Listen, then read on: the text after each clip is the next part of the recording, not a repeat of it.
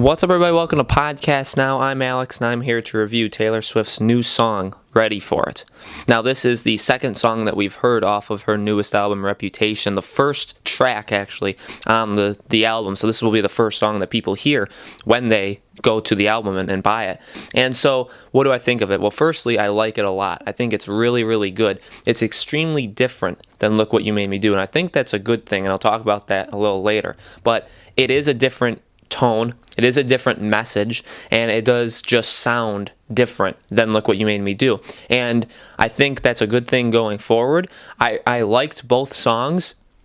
I don't really know which one I like more. I do think I like Ready For It more than Look What You Made Me Do. I like it just because it does seem more fast tempo. It is a higher pace song.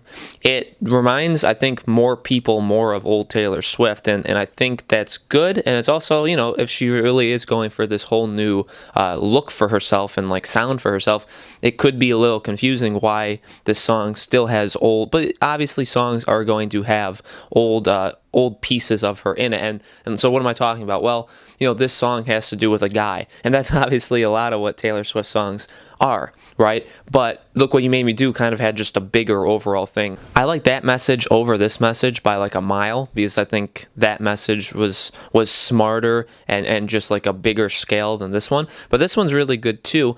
And, you know, this song has already started reminding people of old Taylor Swift, right? So it's about the guy, it's about the relationship, and ultimately, I think that this song does have more references to old Taylor Swift. It sounds very catchy. It sounds more catchy than Look What You Made Me Do.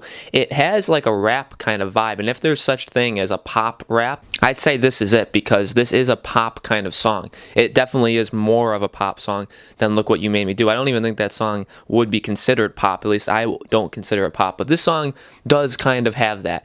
And is that a good thing? Well, I think it is. I think that this song kind of shows both parts of, you know, people are writing in the comments and saying, well, Taylor Swift can rap now. Yeah, actually she can, and it sounded really good. I actually like that part the most in this song.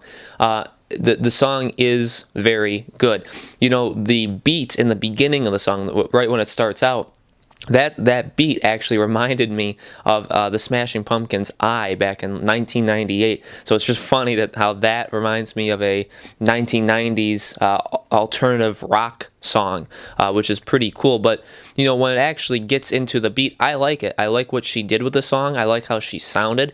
It reminded a lot of people, I read a couple articles, of Wildest Dreams. And I think that's fair to say. I think that this song does have a lot of that in it. Right?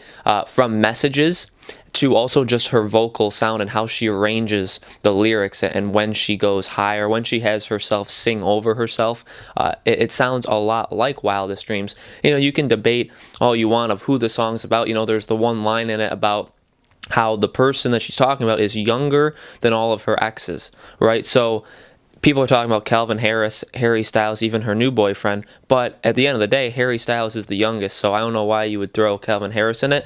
That is if the lyric, if that one sentence refers to the entire song. And if that's true, then I don't think it can be about Calvin Harris, because he's not the youngest person she's dated. So, you know, you can debate that all you want, but I think it actually gives people joy that she's talking about guys again, and because it does remind people of old Taylor Swift, which I'm completely fine with. I think, you know, two last things about this is the title of the song, Ready For It. You know, she said this in the song, I think, 4 times.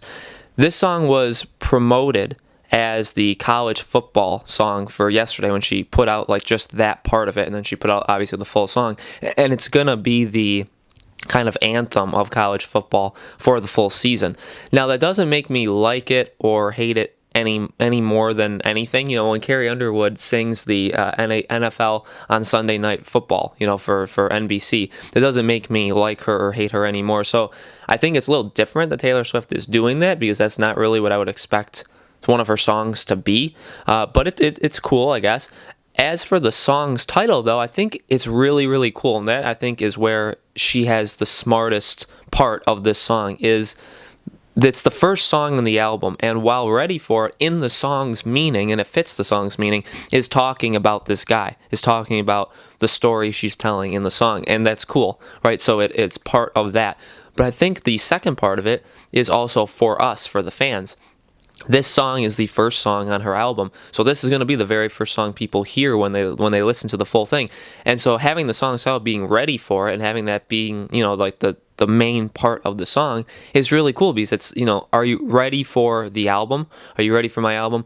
Get ready for my new sound. Get ready for my new tone. Get ready for the new Taylor Swift. I think that's extremely, extremely smart on her part. Very smart. And I think it's going to work really, really well, because it's also bracing us for the full album. At the end of the day, this song is very different than Look What You Made Me Do. It represents two extremely different sides of Taylor Swift, I think, just in this album alone. And I think that's good, because if the other songs lie kind of in the middle, or also kind of lie in those like outskirts of that, I think that's going to work really well, because there's going to be a song that everybody can like or relate to in this new album. And that also means that there's going to be songs that people don't like. But at the end of the day, it shows just how, I think, talented and good she is, that she can have so many different songs or so many different kind of sounds to her.